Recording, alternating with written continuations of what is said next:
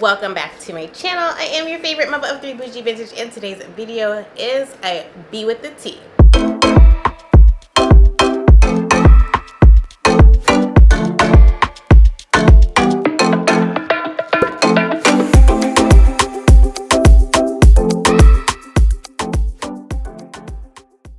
A lot has happened, a lot is going on.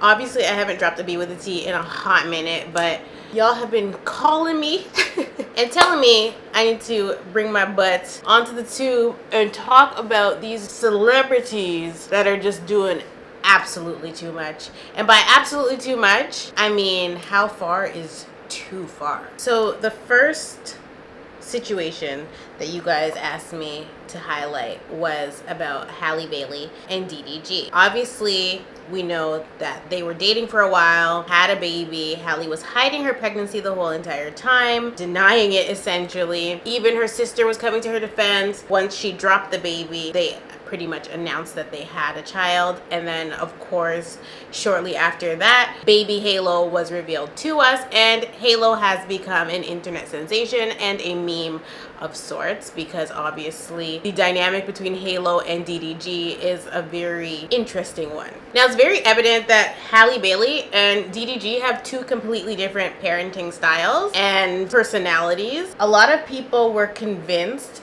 beforehand that Halle Bailey was a lot like DDG, and I have to admit she's definitely somebody that confused me a bit when they were together. I would see comments a lot saying Chloe Bailey is who everybody thinks Halle Bailey is, pretty much saying Chloe Bailey is the sweet sister and Halle Bailey is the opposite of that. Not to say she's a mean girl or anything like that, but she's with the shenanigans, okay?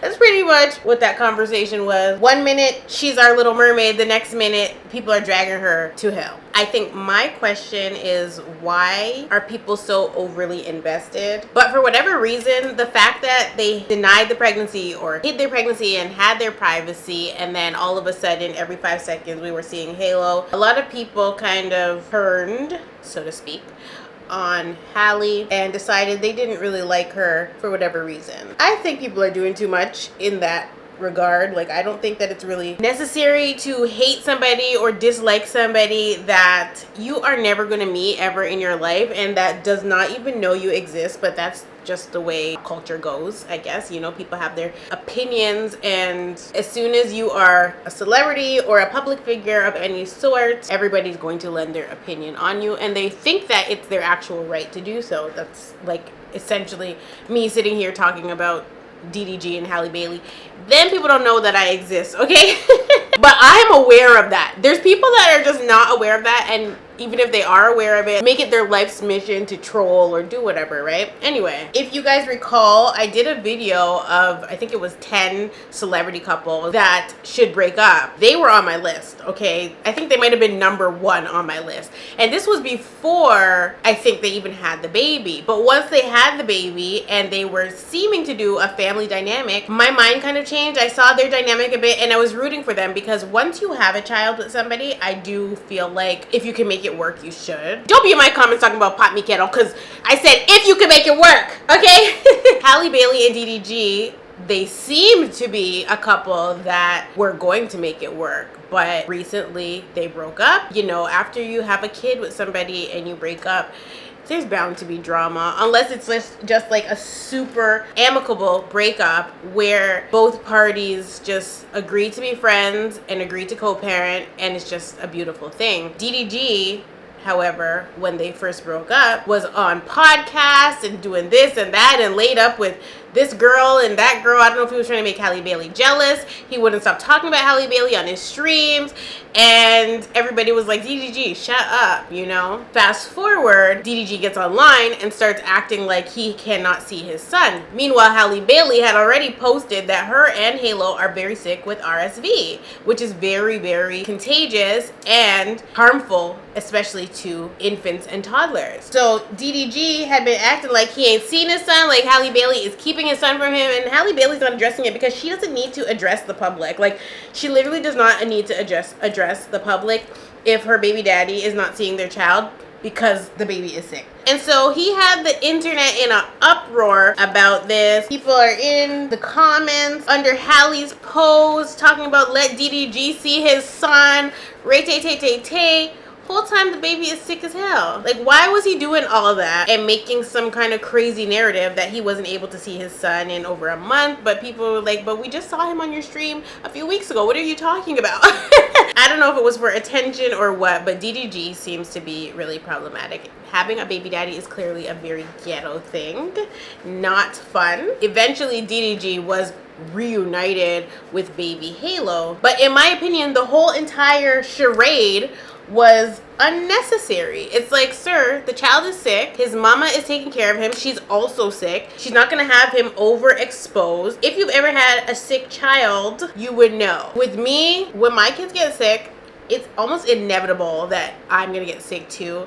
But I try to avoid it as much as possible, because if I go out of commission and then my mama goes out of commission, baby, it's a wrap. Like, I don't know, we're all gonna be laid up in the bed just try not to die. And so I completely understand from a mother's standpoint. If my child is sick, I'm gonna nurse them back to health, and that's just what it is. I don't need the assistance to do it. We're all gonna be sick together. We're gonna take our little medicine and we're gonna build our immune system back up. It's not a big deal, you know? So you keep them home from school, you do blah, blah, blah, blah. DDG was talking about how the nanny is able to take care of him instead of him. Sir, do you want to get RSV too? What are we talking about here? Like, you know what I mean? Like, I just can't stand unnecessary BS, and that's exactly what DDG was coming with. Unnecessary bull. And not only that, he knows what he's doing because he's a public figure. His ex, now turned baby mama, is also a public figure. He knows what he's doing, and he's doing it on purpose. And from the time he made that stupid song and said what he said about pretty much sabotaging his girlfriend, I never took that as just lyrics. I said, this man's a narcissist. Yeah. And if he's not a narcissist, he's at the very least highly problematic and exhibiting narcissistic behavior, because one thing about it, a narcissistic man is going to be jealous of your success, even when he doesn't need to be. Like, DDG has his own fame, his own success, his own money. This is not a broke boy. He may be corny, but he's not a broke boy, okay? Him being jealous of Halle Bailey probably was more stemming from the fact that we don't recognize him as a standalone person. When you see headlines, it's Halle Bailey's boyfriend, Halle Bailey's baby daddy. Like, a lot of people know DDG from YouTube, but that depends on your age. I didn't know who the hell DDG was until I saw him starting to hang out with Halle. Then I learned about his YouTube fame and his streaming fame and all these things. And only because of Halle Bailey do I know who DDG is. But there's a lot of people that it's the opposite for. They didn't know who the hell Halle Bailey and Chloe was, despite them being signed to Beyonce, you know, if they're still signed to be. A lot of people have no idea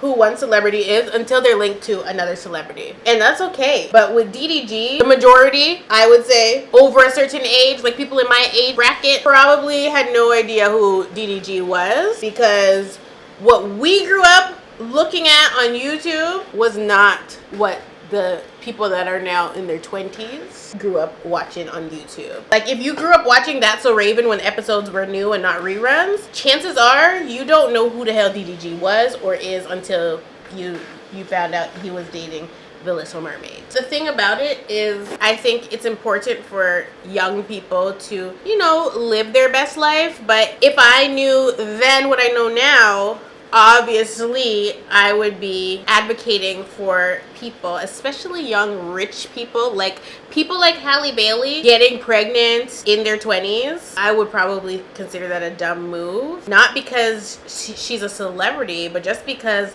you know, life experience and things of that nature. And being a mom is not an easy job. I didn't start having babies until I was 25. At my 25th birthday is when I found out I was pregnant.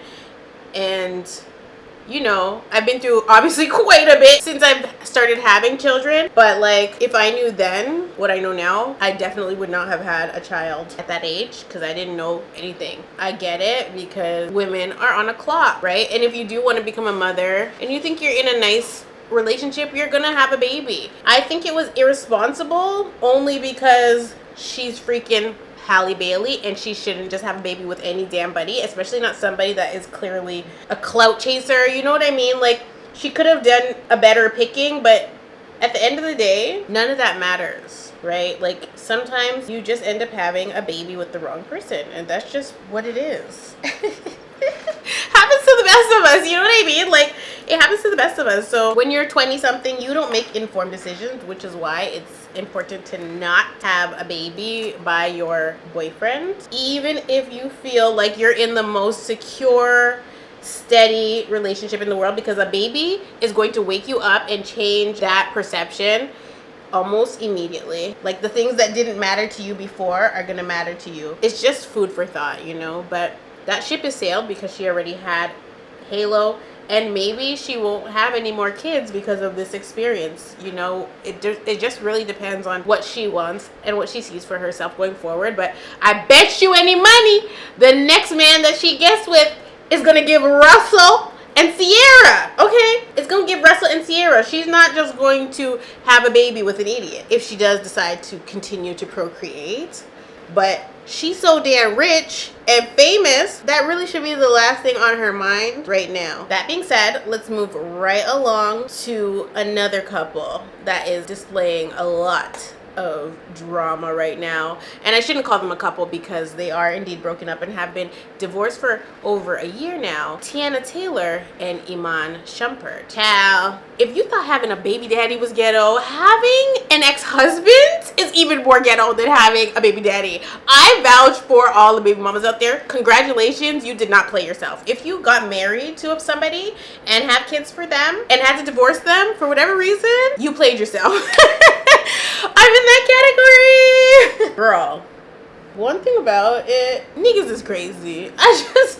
It just is what it is. It's like there's no going around that.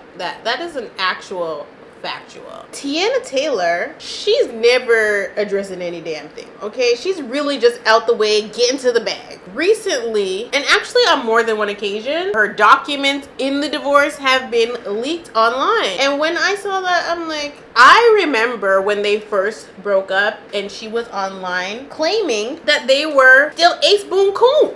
Okay, they were still friends. They were still chilling, right? Like, friends first. So imagine my surprise when documents get exposed and we're finding out that the relationship was not sunshine and rainbows. And despite her being online claiming that they're still BFFs, they're really not. There was accusations of narcissism. It was given emotional abuse, financial abuse, all kinds of stuff.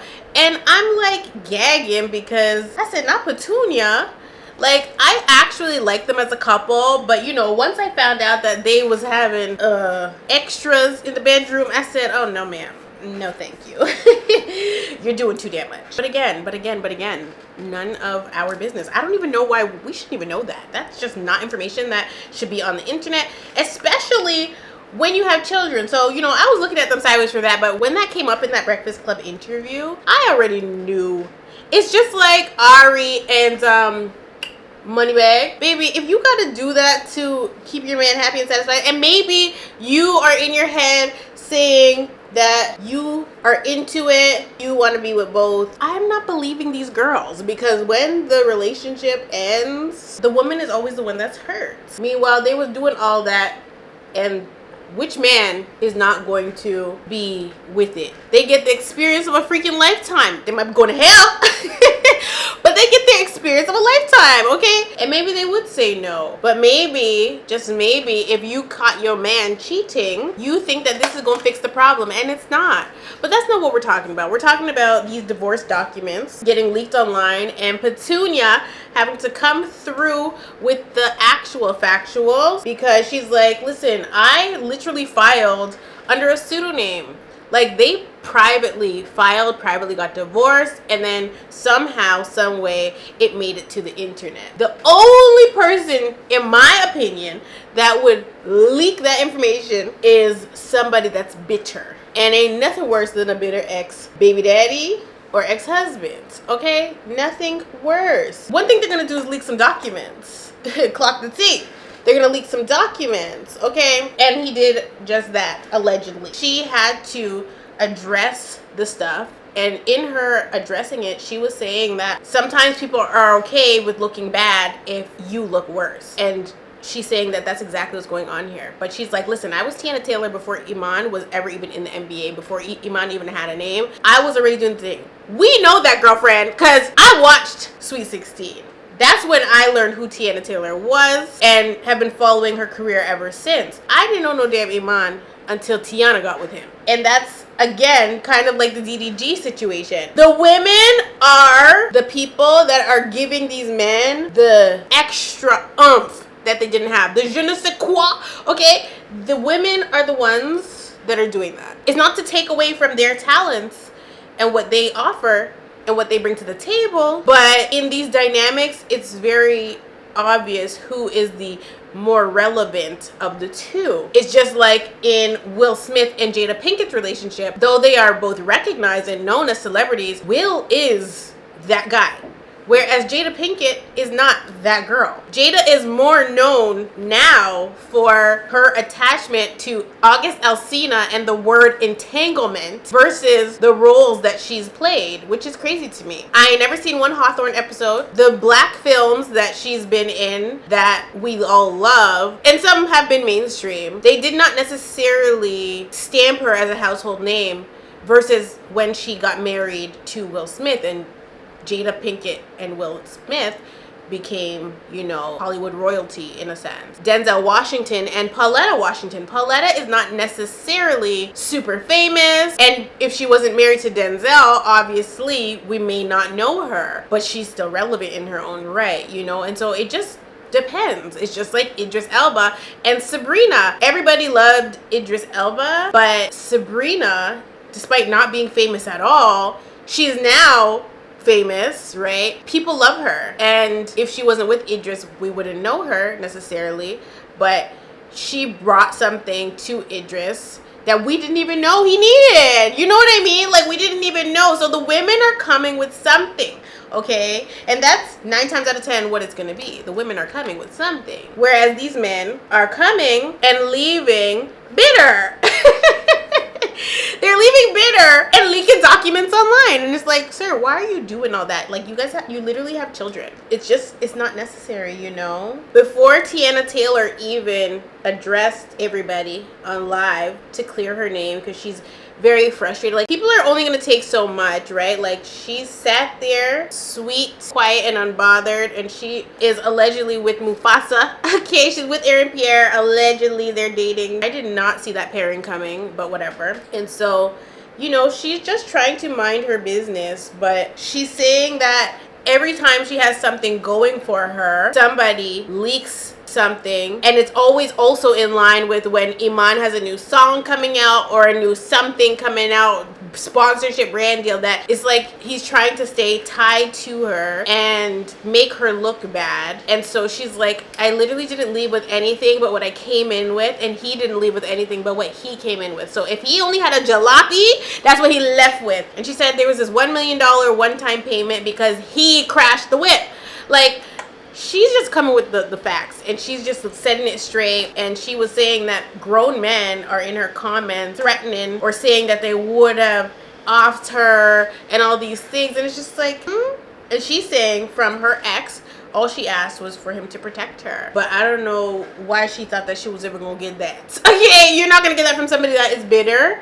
She said he never showed up at mediation, so why are we here? You know, like, what are we really talking about? That's what she kept asking. What are we talking about? So I completely feel her 1000%. It's very frustrating to deal with certain kinds of people. The way I see it, it's something in the water, because whether you marry them or whether you just have a baby for them, you still get the crappiest part of the bargain. And it's just like, why is this happening? Black women are suffering right now. Okay, suffering at the hands of men of all varieties. Okay, something surely needs to happen because it's an epidemic. Tiana Taylor is better than me because the way that she hopped on live to state her piece, I would have done what Justin Baldoni did.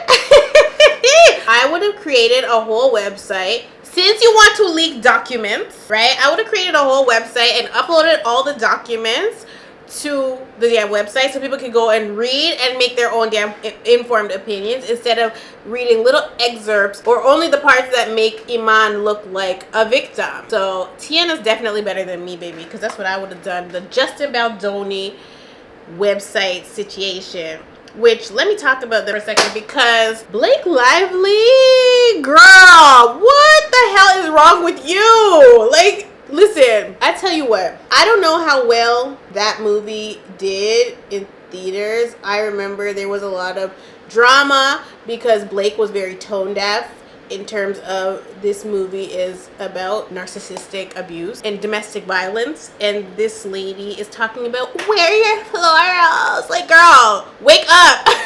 And so she's just out of touch, right? And so I don't know how the movie necessarily did in theaters when it launched, but baby, let me tell you, all the drama surrounding the situation, the lawsuits between her, Ryan Reynolds, and Justin Baldoni, I said not Deadpool. Between all that drama, I had to go watch this movie. I said this movie must, if it didn't have viewership before, baby, it must have it now, because the drama that was unfolding between the two, I said no, I need to go see what this movie was all about. Why is there so much tea after the fact? I didn't even see the movie. So I went to watch the movie, and I actually liked the movie. I did. I thought I wasn't going to be able to kind of stomach it. I was actually watching it to see how relatable it would be because of my own personal situation. I liked the movie. I don't know that I would give it any awards or anything like that, but it wasn't hard to watch. I think it was well done. The ending definitely was lackluster. You know, the ending, and apparently that's the final cut that Blake directed, which she was not supposed to be a director on the movie and all these things, but I'm not really getting into that drama today. However, I don't think we've ever seen anything like the Justin Baldoni and Blake Lively situation play out before. I think it's really sad what they tried to do to Justin Baldoni, and the way that he has defended himself and the way that people have sided with him has actually been lovely to watch, because I had no idea that Blake Lively proved to be so problematic and essentially a Karen of sorts. Like, I was shocked by this, like really shocked. I liked her and Ryan Reynolds as a couple. I enjoy Ryan Reynolds movies and I love Gossip Girl, but I did not know that Blake Lively needed a straitjacket, because this situation with them is just so crazy to me. It's like, girl, you did absolutely too much and now you look crazy. But of course, life still goes on. She still has to do her other promos for her other movies, but it's definitely not something that was on my damn bingo card. Now, I think the irony in the movie being what it was and Blake Lively's actions, because she is definitely coming off as narcissistic as hell, her and Ryan, and pathological, because it's just like, you know that he has the receipts on you and you still are so delusional that you think people are going to believe a word you say. He has the receipts. I don't think I've ever seen people rally and gather and defend a man behind a woman like we've seen with Justin Baldoni.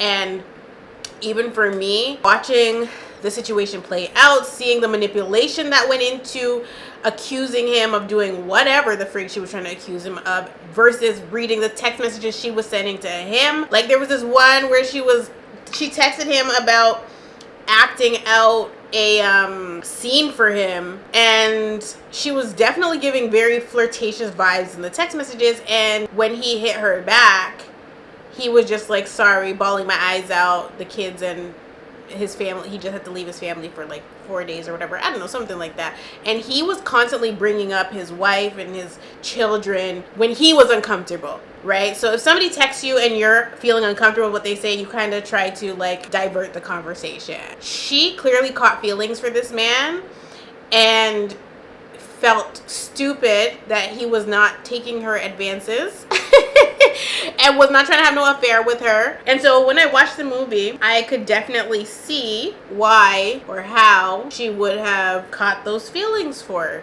him. But he was literally playing a character.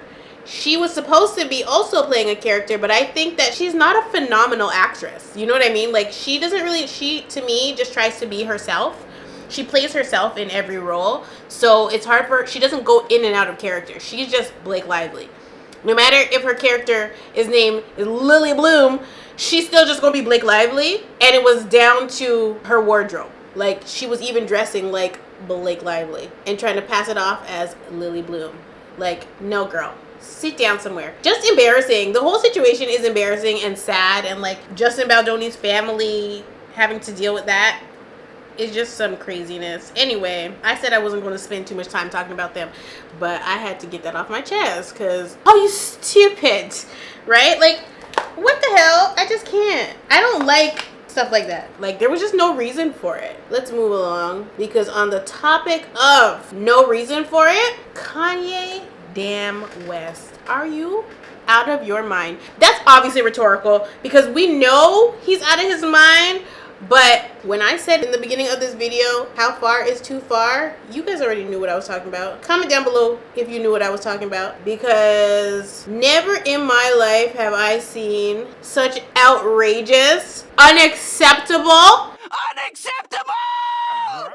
behavior. There's nothing that Kanye does that surprises us. Nothing. There's nothing that he can do at this point to shock us, to appall us. There's nothing. And at this point, I don't know that I can separate the artistry, because I didn't do it with R. Kelly. I didn't separate the artistry from the person. But this right here, coming for them people's children the way he did, oh, sir. Before he decided to fix his Twitter fingers to say what he said about Beyonce and Jay-Z's children, and if you did not see it, he used the R word to describe Rumi and Sir. He talked about in vitro fertilization. He talked about the fact that having children that are, I'm gonna use this term, special needs, is a choice. Just like he said slavery is a choice. Like, that's what I'm saying. Nothing he does can surprise us or appall us, because he's already appalled us to the 10th degree, you know. Now, talking about people's children is obviously next level. As a parent that has had her children talked about crazy, people don't have boundaries. Sometimes when you come for somebody's kids, all they see is red. And Kanye being as big as he is, and Beyonce and Jay-Z being as big as they are, and hell, they kids being as big as they are, and Kanye West fixing his Twitter fingers, like I said, to speak ill about their children and their family at all. And in terms of the children, it's unprovoked. Whatever beef he has with Beyonce and Jay-Z is a completely different topic, because I don't know what goes on behind the scenes in the music industry. I know it's dark and demonic, but this is not about that. This is about their kids that have nothing to do with anything, okay? Are they taking the money for, like, did Beyonce and Jay-Z go into Kanye West's account and take his money and give it to Sir and Rumi for him to be so damn mad at these children that did nothing to him? Like, people don't know when to quit. And because before he tweeted about Sir and Rumi, he was talking about when his mom died. Since his mom died, he's battled every single month since that year. That's a whole lot of months. I don't even remember what year his mom died. What was it, 2007? Like, and we have been saying for years, Kanye has not been the same since his mom died. We know that.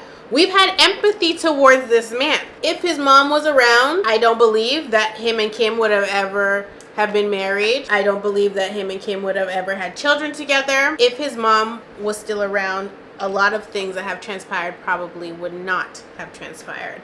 But she's gone and he's not dealt with it. But that's not an excuse to get on the internet and have a temper tantrum, a mental breakdown, be manic, come off your medication, whatever he's doing.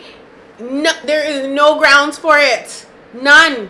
Nobody can sit there and make an excuse for Kanye behaving the way he does, because this is a grown person with resource, access, money to get the help he needs. They got Wendy Williams over there fighting to get out of her conservatorship when Kanye West needs to be in a damn conservatorship. When Kim wanted to 5150 him, They damn should have. They damn should have. He outsmarted them somehow. But the man needs a straitjacket. And that's on period. You don't come for nobody's kids. When I was on Snapchat, people would say some wild stuff to me. Even on YouTube, they'll say some wild stuff to me when my children were very small. Unprovoked. It's one thing to talk about me, whatever, if you don't like me, whatever, but to come for an innocent baby is just so crazy. Like, people used to say some crazy stuff to me, which is why I've always been adamant about not really posting my kids. And so it takes a special kind of sickness to do that. Whatever Kanye got, he needs deliverance. He needs to return to sender, because the way I see it, he's doing it because, one, he's still obviously, and he wants to die. I think he has a death wish, and he's trying to provoke that situation out of Jay-Z. Coming for their children is one way to go about it. If anything were to happen to Kanye, one, it would look like a... And perhaps Kanye knows the clock is ticking, the clock is up. Perhaps he knows that he's about to, you know, have that fate, which is why he's doing all the stuff he's doing. Or he just needs the attention because we know that to be him as well. But whatever happens to him, if he dies by overdose, it's definitely giving he was murdered, but that's not what the coroner is going to say. It's going to say overdose. It's going to say suicide, pneumonia. Clock the tea. Clock the tea. I think that the reason that Kanye went that far and then claiming that his only regret about tweeting it is deleting it because he didn't want to get banned on Twitter, which means he's doubling down on it. Like, if he wants to prove and prove that Jay-Z has no control over him, okay, them was a Freudian slip, but I think that that's accurate because Kanye is definitely struggling with multiple people up in that brain, okay? There's multiple people up there telling him what to do. That man cannot just be bipolar. I'm sorry. He might be schizophrenic. Child, the issues is running deep. That being said, he wants the attention he's not going to get. He got Miss Tina jumping on Instagram to do corny joke time once he came for their family. Solange has even allegedly changed her display picture on Twitter. Kanye is a deranged Beyonce stan. I understand if he's hurt by Jay-Z. Welcome to the club, sir. Everybody hurt by Jay-Z. Everybody's mad at Jay-Z. Everybody, just join the club. You should have known that, sir, when you got in bed with Rock Nation. The Cam'rons and the Beanie Siegels, and you should have known what happens. You thought you were different, and essentially you weren't. Kanye is so problematic, it's not even funny. Like, in one sentence, he will say whatever the freak he wants to say about black people, and then in another sentence, accuse Kimberly of being a white woman that's keeping his black children from him, specifically North, as though the other children do not exist, and saying white woman this, white woman that, as if we have anything to do with that, sir. We don't have nothing to do with that. You choose her. Like, I am choose her. So me not understand why I say, oh, she's white. Sir, you knew that when you laid with her. I'm very confused. Like, what does that have to do with anything? Since when is her protecting North? What does that have to do with her being white and you being black? Sir, she's doing her damn job. Because why are you even trying to put her on a record with Diddy? Why are you in the same sentence defending Diddy? Why are you bringing up Cassie? We've seen it. And you're still sitting up there talking about some damn Cassie.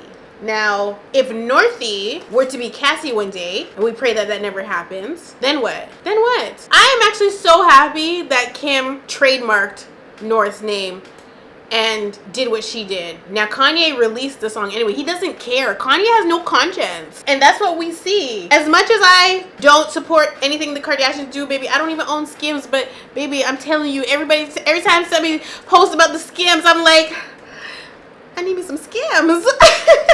Every time I'm like, oh my. I'm very much anti anything Kardashian. Like, I won't give them my money, but Skims is giving standalone brands. So I'll revisit that subject later, because the way I see it, Skims is dominating and doing the thug thizzle. But we're not talking about Skims right now. We're talking about Kim and Kanye. And it's everything that Kanye has done that is problematic in this last week. Like, why would you ever... I don't care if Kanye decides he wants to support Diddy. You could do that. Leave your child out of it. She's a child. Like, why are you putting her on a song with Diddy or Diddy's son and like using your child as a pawn essentially for clicks and views, and it's disgusting. Like, it's disgusting. And I understand the whole concept of North is Kanye's child too. Okay, but Kanye don't have the trademark to the child's name. And Kim, in the text messages between Kim and Kanye, said, I literally asked you about trademarking and you said it was okay. You signed the document. Whether you forgot is not my business.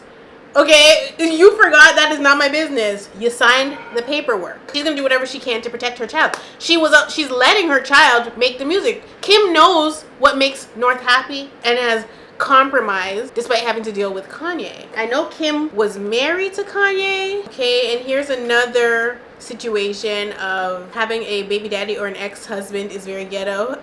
But like all the appropriating that the Kardashians did, the fetish of having a black man and black children. I mean, she got what she signed up for at the end of the day, because now she got to deal with this for the rest of her life. Maybe it's a part of her karma. Maybe she should have left black people alone, but she did not, and so she has to deal with Kanye. Now, I don't know how much longer she's going to have to deal with him, because he barked up the wrong damn tree. At this rate, Beyonce might be texting Kim saying, get your husband, okay?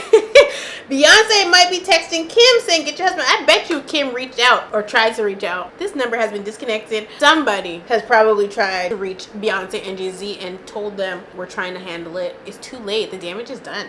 I don't know what's going to happen to Kanye, but won't be long now. Won't be long now, because you gotta be damn crazy, because even the regular person is stepping behind their kids. See me, I'm stepping behind my kids. Beyonce and Jay-Z, they might be crazy. We don't know because they're quiet. That's who you should be scared of, okay? That's who you should be damn scared of. Quiet people. And Beyonce's a Virgo? Girl. Child. I think Beyonce is one of those people that are crazy behind her kids. She protects them from the limelight. You know, we're just seeing Blue. She's had to protect Blue from the very beginning. People have come for Blue from the very beginning. Blue was not even 2 seconds old and they was coming for her. So Beyonce from very early knew what time it was. And then to this day, people are coming for Blue. Like Blue just had, you know, the Lion King situation, and you know, they're gonna say nepotism and all these things. But you also have the other side of the internet that talks about how Blue is not Beyonce's and she stole the baby from the lady and the lady is dead and this and that. And it's just like, even if people have no proof to back it and it's just a conspiracy theory, they still get on the internet and say it. It's really sad to watch everything unfold, but where Kanye is concerned, Playboy Cardi said it best. Yay, STFU. Immediately. Because Kim obviously knew that North would probably be disappointed that she can't be on her dad's record, what did she do? She got North on Playboy Cardi's record, and Kanye found problem with that. I know it's hard being Kim, but I can bet my bottom dollar it's even harder being North. Kim chose Kanye, and Kanye chose Kim. North didn't choose neither of them. Okay, she didn't choose neither of them, and she's got both of them. She's got a mother. In every respect, we see, for the most part, that Kim is a kick-ass mom, right? Like, we can't take that away from her. Over the years, we've formed our opinions. We've seen how Kim moves, and though we don't necessarily, she's never mothered us, so we don't know how she is as a mother, we have definitely picked a bone with Kim Kardashian. Like, the fact that she still is supporting Balenciaga. I did not forget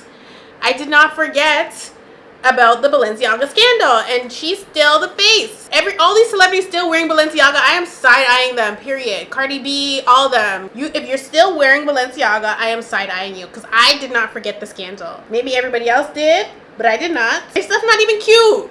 What are we doing? It's not even cute. Balenciaga is not cute. Them not ready yet. Anyway, I never feel bad for mom or dad. I always feel bad for children. I feel bad for North, real bad for North. Like I said, she ain't choose her mama and she ain't choose her daddy. I don't know what complexes that child is going to grow up with because of their lifestyle and what she's been exposed to so far. You can't help who your parents are. So when your parents get to doing questionable things, and they're a celebrity and everybody knows it, you're going to be affected. Lucky for you though, you have money, so you have the resources that you may need, seek the help that you may need in the future. And so I think that North is going to need extensive therapy. Once she should actually already be in therapy, but she's going to need extensive therapy when she actually becomes of age and kind of starts to become more wise as to what's happened before she got to Earth and all the things that have happened during her time here on Earth, and her daddy on the internet doing the most and blah blah blah blah blah. But it's like when Kanye's online wilding out like this, he's not thinking about that. He's not thinking about how this is going to affect his children in the future.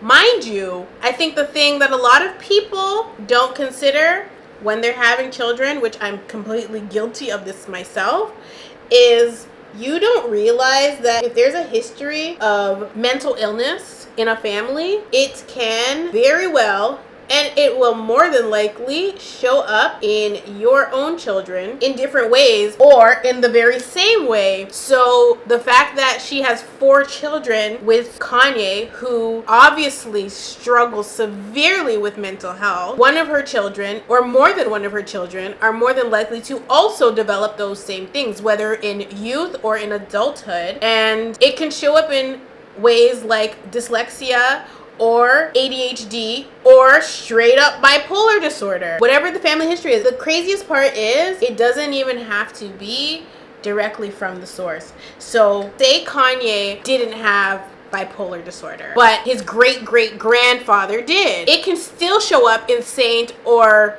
North or whoever, right? And so people don't really realize that if somebody is struggling with mental health, it can show up in any one of your kids at any given time. So the first 2, North and Saint, were born prior to his diagnosis. Chicago and Psalm are born after his diagnosis of bipolar disorder in 2016.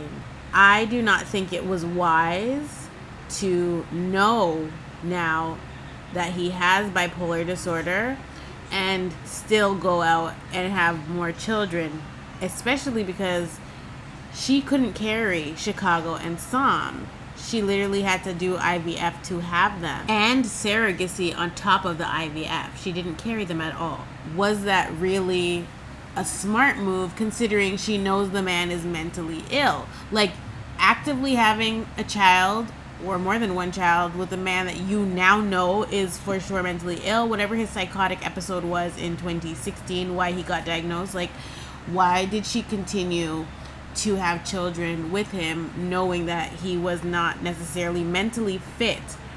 And then now we're watching all of this stuff unfold. Sometimes the signs will be there when they are very young, whereas other times, not so much. But Kanye's always been a little off now. He's always been a little off. So I don't really find that Kim is online looking for sympathy. I don't see that. Whereas Kanye is talking about this white woman is keeping my black children away from me. He's delusional, or preventing his black children from doing X, Y, and Z. No, she's literally doing what a mom's supposed to do and protecting her children from, 1, terrible publicity, but 2, Diddy has an ongoing case. Whether he's guilty or innocent at this point is irrelevant, because the charges against him and the proof that they so far have put out is enough for you as a parent to say, that's not necessarily something I would want my child involved in. He can have Diddy on his record. He can have Diddy's son on his record, but North does not need to be on that specific song. Do you know what I mean? I feel like Kim would not have done what she did with the trademark concern if she wasn't on that record, because she knew that North was in the studio with her dad. She already approved for North to be in the studio with her dad. That was not the issue. The issue is the fact that she's on the Diddy record. Kanye's wrong for that, period. He's wrong for everything he's done this week. He's wrong for everything he's done this week. He's wrong for what he said about Beyonce's children. He's wrong for leaking the record with North. And I'm sorry, record is trash. The record is trash. Leaked that for no reason. He leaked that for no damn reason. And y'all know I would not come up here and say the record was trash if the record wasn't trash. Kanye always has good production. The songs are always pleasing. The order that the songs play on the record are always good. The song is trash. Go back to the drawing board. Come up with the next song, because that song is not it. All that and the song is trash? Sir, get it together. I genuinely feel Kanye knows what the elites do. He knows how they do it. He knows what toes to step on, who to upset. And if he's been battling depression and suicide and whatever, but doesn't necessarily want to do it himself, and he's trying to provoke somebody else to do it for him, the elites, so to speak, he is going to go on these tirades and hope that he's going to piss off the right person to take him out. That's what I believe. And so I think it's a calculated move, you know, what he said about Beyonce and Jay-Z's children, but all eyes will obviously be on Beyonce and Jay-Z at this point. But baby, if you got the money on to get the job done, yon, who's to say what can happen and what can't happen? We have seen people disappear before. We've seen people die of pneumonia before. Lots of people die of pneumonia, okay? We've seen accidental overdoses. We've seen a lot of conspiracies. We've seen cryptic messages from people like Prince before they go. Celebrities know when they're about to get offed. But I don't want to take you guys down a rabbit hole now. So let's go on to our next topic. Now, I think some of you wanted me to touch on the drama with Bambi, Scrappy, Mama D, and his next baby mama that had the baby from a threesome. This is B with a T. We talk about celebrities because we got Love and Hip Hop and we got celebrities. But the truth of the matter is I haven't really followed the situation. I saw a clip posted of Spice claiming something about Bambi having 11 listeners on Spotify, and Bambi then reposted it and stated that Spice has had 11 BBLs and that Scrappy has 11 baby mamas and $11. And I thought that was funny, but like I don't know the actual story because I stopped watching Love and Hip Hop about 1,000 years ago, and so I can't really speak to what's going on. But what I do know is that Mama D's always been crazy, her and her palace, and I just can't date a man with a crazy mother. Been there, said that. I remember my first like boyfriend, his mom was a hard ass, and when she first met me, she was very old school Jamaican. Couldn't stand me. But baby, one thing about it, so bougie is hard to not like. So his mom fell in love with me, as she should. Sometimes moms act crazy in the beginning, but they're not actually crazy, you know? But like, I was hard not to like. Obviously, y'all know the vibes. You know, when I first met her, I did not like her because I didn't know his mom. How am I gonna not like somebody's mother, you know? Well, but like when you're a teenager, it's not that you don't like somebody's mom. That situation was different because he liked his mama. So from the guy likes their mom, no problem. But if the man or the boy does not like his mother, oh, you're in for a treat and a trick, okay? Like, that's real tea. If he does not like his mother, run. Because Scrappy has a mother wound. And Bambi married Scrappy, and she got the crappiest part of the stick. But baby, you knew. I don't know if Bambi thought she was gonna be different, but you can't change crazy. And so Mama D has always been crazy, and the way that she raised Scrappy has made him crazy. Okay, it starts from the mama, and Scrappy is the perfect example of product of environment. If I was watching Love and Hip Hop and I seen that your mom has severe mental health issues, because how old is Bambi? I feel like because Mama D has always been so involved with Scrappy and whatever relationship he's in, I feel like Bambi should have taken that into consideration, because Mama D is that overbearing, psychotic type of mom. And maybe it's amplified on the show, but I think that's just how she is, child. I don't know, right? But like, because of how she is, if I were Bambi and I was seeing that up close and personal, I don't think that I could be with Scrap, because his mom is too in the mix. So you have those men where their moms are meddlers, and then you have men who have, and they have strained relationship with their mom because they're meddlers, and then you have men who have strained relationship with their mom, and their moms are not meddlers, at least not on the surface. And so no matter which way you spin it, if he has issues with his mom in any capacity, you are going to be the target and the victim in his get back his mama, because he can't get back the revenge on his mom. Whatever she did to him in his childhood, whatever she exposed him to in his childhood, whatever foolishness that she did when he was a child, he's going to be getting revenge on women for the rest of his life if he doesn't go to therapy and heal. And Scrappy is not a healed man, period.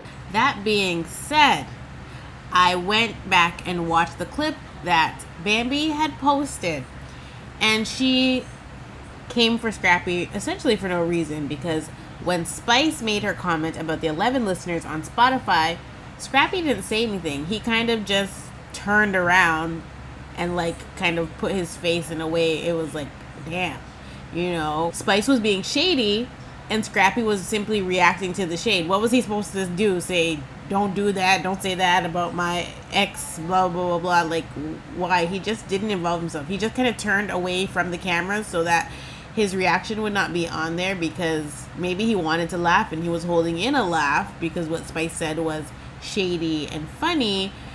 But like, there was no reason for Bambi to post what she posted online about him having 11 baby mamas and $11. And then Scrappy then, in response to that, because Mama D got involved after that, right? So then Scrappy, in response to that, ended up saying, like, let's just come to an agreement where I don't talk about you, you don't talk about me, and also for his mother to not mention him as well. And I thought that was interesting. And so Scrappy seems to be the person here this time around who actually wants peace and resolve. He said he's happy, he's in his element, he's doing what he's doing, he ain't worried about nobody, he's just living his life and blah, blah, blah, blah. So unfortunately, Bambi's actually the person that is in the wrong here, because all of her smoke should really have been directed at Spice. Scrappy really didn't do anything wrong in that scene that she was upset about. That's that on that. But I don't really know what happened between them. I know Mama D was cussing out Bambi again. I know Bambi has always held her ground when it comes to Mama D, and she tried to have her marriage. It didn't last. It is what it is. All I know is Scrappy must be putting down the Disney for the way the girls be spinning the block on him. Girl, what the Scrap got that I don't know about? Because the way that the fighting and the triangulation happens around this man, triangulation, is something serious. The fact that Erica was back with him just recently, whatever that dynamic was, just ghetto. Anyway, let's move along, because like I said, celebrities. A lot has happened with these damn celebrities, so, and I can't get to all the topics, but I do want to talk about Monique and Tyler Perry, and also Ice Spice and Jonathan Majors and Megan Good actually being married and not just engaged. What the hell? I'll be right back. Black brother. So, as we all know, Angie Stone recently passed away. Unfortunately, it's been a conspiracy, and the woman can't just rest because, well, a lot of different situations. I'm not going to really touch on that because I think it's a little insensitive because it is still so fresh, and even if some things are just not adding up, I don't want to add to that conversation right now. But the conversation I do want to talk about is how Monique managed to take a eulogy and spin it. Child, I think Monique is the perfect example of beating a dead horse, of not knowing the art of letting go. She has not surrendered to God, because whether Tyler is wrong or not, that's not really up for debate at this point. She is trying to get blood out of stone by getting an apology from Tyler. And whether she's deserved the apology is at this point irrelevant. Right now, we are looking at how in Angie Stone's passing, Monique decided that it was an opportune time to correct Tyler Perry and hold him accountable for their own stuff that we've already discussed. You don't need to do 10 open letters to Tyler Perry. And so let me school my sis on the art of letting go. If somebody owes you an apology, if you feel like you're entitled to compensation because you are now suffering with mesothelioma, then what you need to do is accept that they're not going to give you the apology so that you can move on with your life. You have to be okay with not receiving the apology for your life to continue into the trajectory that you believe that your life should be going in. Instead of saying, my life would be this way and my life would be that way if this person didn't do what they did to me. Baby, use it to your benefits. Y'all know I know how to do that now. You thought you were going to hurt me and get away with it? No. I got to make a story time about it. Matter of fact, I'm going to turn it into a series and I'm going to run up the check. Right? Like, use it to your advantage. She's harping and demanding an apology. I don't need any apology. I got my apology in cash. I don't need an apology from anybody. Ever. I don't need an apology from anybody that is grown and knows they're wrong and is refusing to apologize to me. I don't need your apology. Shove it. Okay? Monique needs to realize Tyler, even if he owes her an apology, if we believe that he owes her an apology, if she has the tapes that say all the things, Shannon Sharp said he listened to it, and people have, more than one person has brought light to the situation where Monique and Tyler Perry are concerned. Lee Daniels has done his part. She's, for whatever reason, she will not let this Tyler Perry situation go. And maybe some people are like, good, she shouldn't. Keep her foot on his neck, but it's not doing anything. Your foot is in more pain than his neck is at this point. Tyler Perry is still going to be rich. He's still going to have his studio. He's still going to put out shows, movies, get the money, get to the bag, and Monique is over here like, give me my apology, give me my apology. Girl, he's not going to give it to you. The art of letting go. Who cares? You got to know when to move on. Just know the apology's not coming and be happy and accepting that you're bigger than the person. You're more grown than the person. Because one thing I've learned about myself and others, human beings in general, is that humans are very intentional. Whether the intentions are good or bad, that's up for debate. But human beings are very intentional and they do things on purpose. Him ignoring her, intentional. People have allegedly approached Tyler so that they can have this kumbaya. Same with Oprah. Just dead it. Like, you just have to know when to let go. And like, you just know there's certain people that are not going to give you what you're looking for. They're not going to give you that apology. Like, and those are the people you leave behind. I think Monique's career and life could be in a much better place if she would let go of the bitterness in the needing of the apology, because that's really why she remains coming off as bitter, or why people will be like, yes, like after she did Shannon Sharp's interview, more people understood. And after Taraji P. Henson went through what she went through with the Oprah situation or the Color Purple situation, you know, that's when people were like, oh, so Monique was right this whole time. You know, people have been awoken to the truth of the industry, and it don't matter if you black or white or in between, the industry is going industry at the end of the day. Where Monique is concerned, and Tyler Perry and Oprah and Lee Daniels, that whole situation, you got one person, you got Lee already saying what he needed to say. At this point, I'm not really sure about what she wants the apology for. I think that in her mind, she thinks that if she gets this apology from Tyler and she gets the validation of, you know, she was right and he was wrong, then she thinks that her career is going to take off again and she's going to be acting and on the big screen and blah, blah, blah, blah. Because the truth is, Monique is very talented. She's a very talented actress. And 50 even kind of put her in place to get some money, right? He put her on, I think, BMF. And maybe the role wasn't super big, but it still gave her opportunity where none were there. And I think she also got a Netflix special, if I'm not mistaken. I can't remember. But like, it's not like she's not getting to the bag. It's not like she's completely blacklisted, blackballed, can't get a job. And maybe that has been the situation, but I'm not really sure what Monique is seeking at this point. And I also don't think that she knows what she's seeking at this point. It's like, can we please move on? And perhaps if she were to do an open letter stating that, like, you know what? I've done some self-reflecting.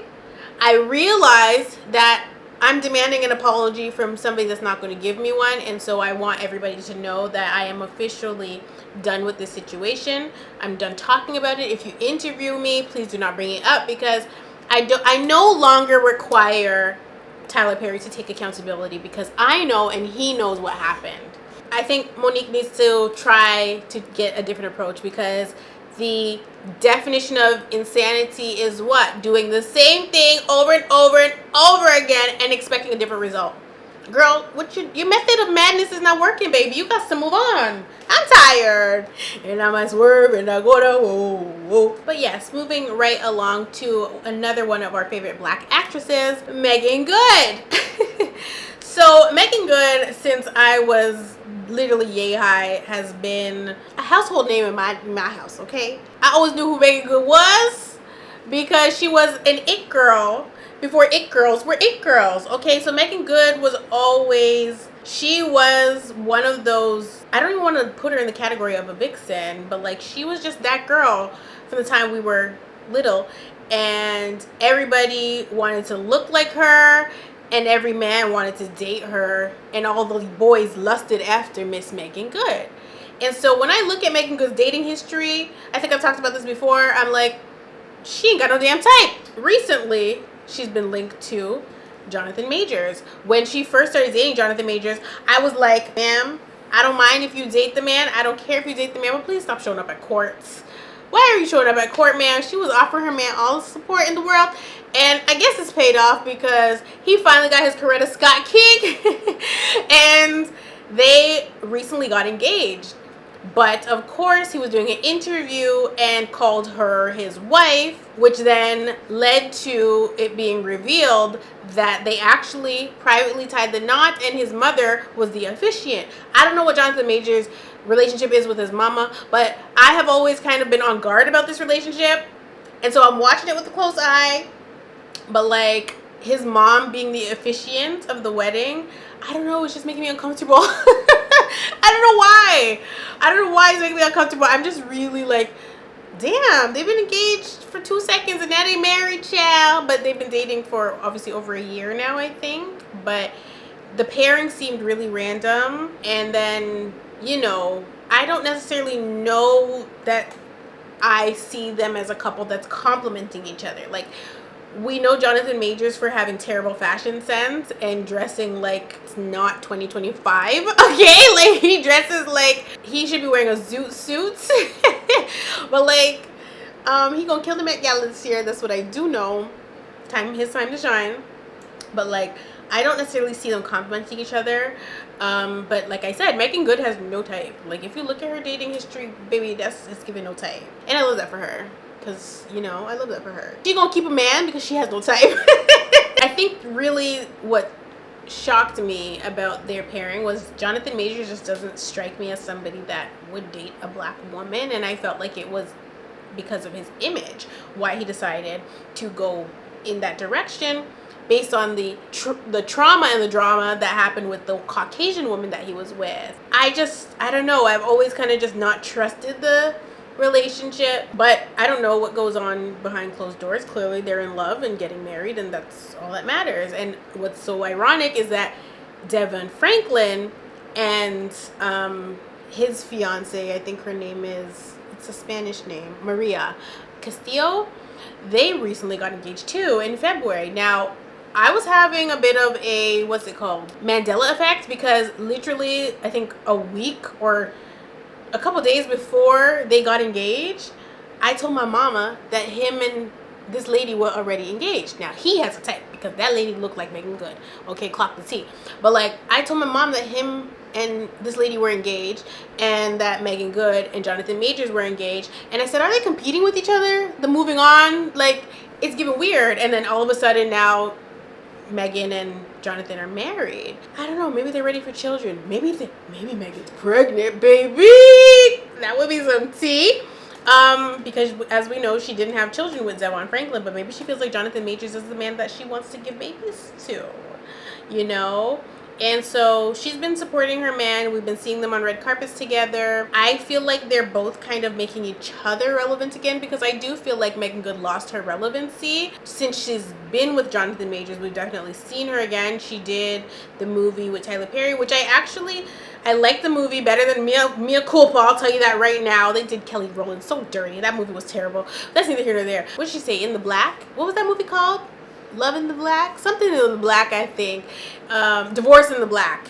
I actually liked the movie. You know, Meagan Good did her thing, and, you know, she said Tyler Perry is the first person to pay her worth, which I'm not surprised by. But, like, I think that's also why people, when you look at the Monique situation, I think Tyler Perry is giving black jobs to black actors and actresses, and you can't be mad at that. And so I think he does a lot for the black community. Whether you agree with him dressing up as Madea or not, and the demasculation of black men for entertainment purposes and blah, blah, blah, blah. Like, that's a whole different situation. I'm not talking about that. I'm not talking about that, okay? What I'm talking about is that he's giving black jobs to black people, and we can't be mad at that. And so I think that's why people ignore Monique and what she says, because he's out here doing a lot, right? A lot. And he's also one of the only black billionaires that we know of. So people are not going to spend time tearing him down, because we be losing our billionaires every 5 seconds. We done lost Mel Cosby. We done lost, what his name, child? Robert Kelly. We done lost Diddy, girl. We finna lose Dr. Dre. And, I mean, Tyler Perry might be the only one left, child. We's holding on for dear life. Like, but that's neither here nor there. I'm talking about Meagan Good and Jonathan Majors. They're always, to me, been an odd pairing, but, you know, we wish them well. I hope that their marriage will last years and years and years. I hope that if they want a family, which I feel like Jonathan Majors is the type that would want a family. I don't know. I'm feeling like she might be pregnant, because why are they married 2 seconds after they got engaged? You know what? You got to go watch that Breakfast Club interview that Jonathan Majors just did, because it clean irritated me. I'm not done watching it. But what I will say is that Meagan Good was playing herself, okay? And black women of any variety, need to stop doing this bull. And in my opinion, if Jonathan Majors truly loved her and this was not something else, he would never let her sacrifice any part of her celebrity, success, whatever it was, for his benefit, so that she could be Miss Ride or Die, Coretta Scott King, whatever, okay? Like, what he was saying in the interview about, you know, it being a sinking ship, and like they were having those kinds of conversations, and she was like, she knows, and she was just supporting him regardless. That was some bull. Why are you shooting yourself in the foot? He said they were getting uninvited to stuff, and she lost endorsements and this and that. Like, to me, this relationship seems very codependent, you know, beginning to end. I feel like he needed her and she needed him, but like, neither one of them are ever going to admit that. But I've never been comfortable with the relationship. Watching it, it just does not come off as a genuine, these two people are in love. It definitely gives, there's more to this story. But again, we are not there in their house, in their bedroom, whatever, when they are living life as two normal people, if that's the case. What do you guys think about this? Because I think the whole situation is really strange. But that Breakfast Club interview kind of let me know that there is manipulation there.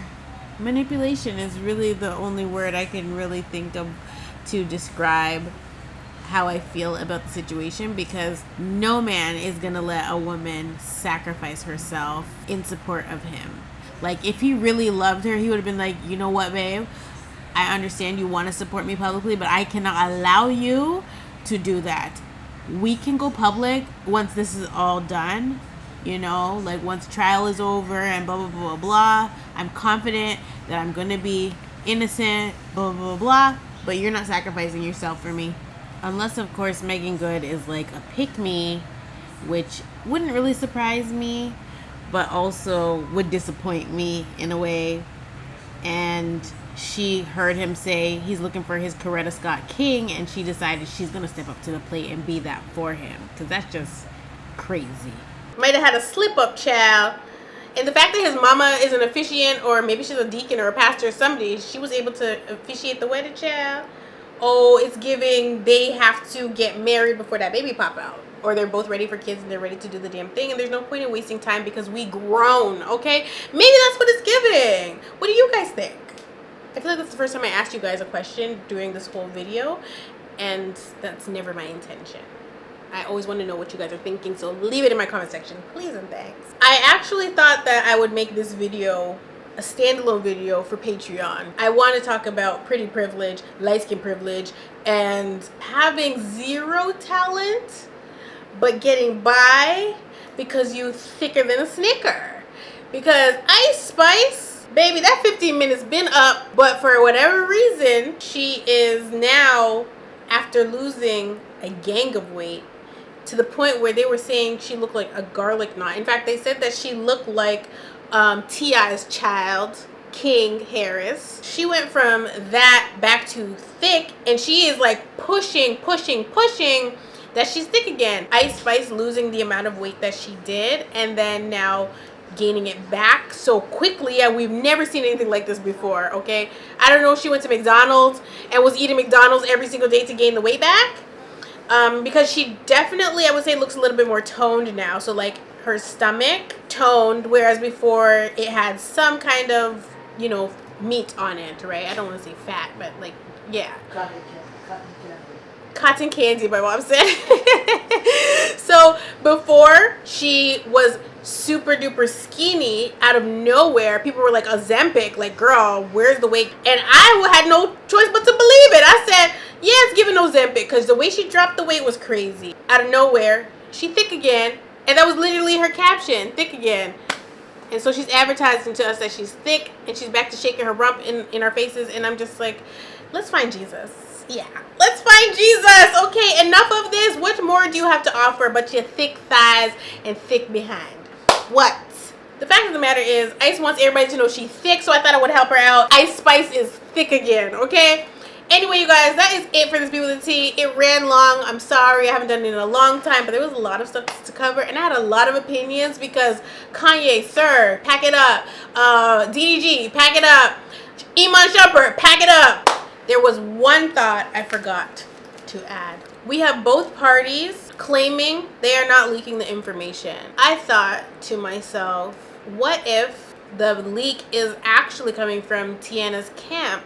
What if somebody in Tiana's camp is leaking the information because she said she has this, and this going for her, and so if her name starts buzzing, if somebody is secretly taking her information and leaking it to create buzz, because any publicity is good publicity. That's always been the motto for Hollywood, right? So even if when Lindsay Lohan was struggling with her addictions and stuff, but she's in the tabloids, people are talking about her, she's that girl, right? And so it is a possibility that somebody from Tiana's camp is leaking the information, but there's no way to prove on either side whether it's Iman or Tiana. Now, if it's happening simultaneously when both of them have upcoming projects, how are we to know who is the culprit? How are we to know? Because maybe it's not Iman and maybe it's not Tiana, but maybe, just maybe, it's somebody in her camp or somebody in his camp that is leaking the information. Either way, in my personal humble opinion, they may not want this information out, but they're both benefiting from it. Now, if it's somebody in Tiana's camp doing it, that's evil, because she's over here blaming Iman, and it could very well be somebody from her camp.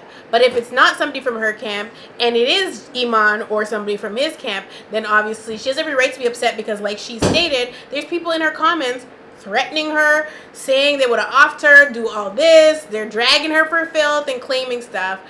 But she's putting the truth out on the table and saying, listen, these are the facts and y'all can choke on it, as she should. But yeah, that was my thought on that situation and subject. Who else did I say? Scrappy, Mama D, pack it up.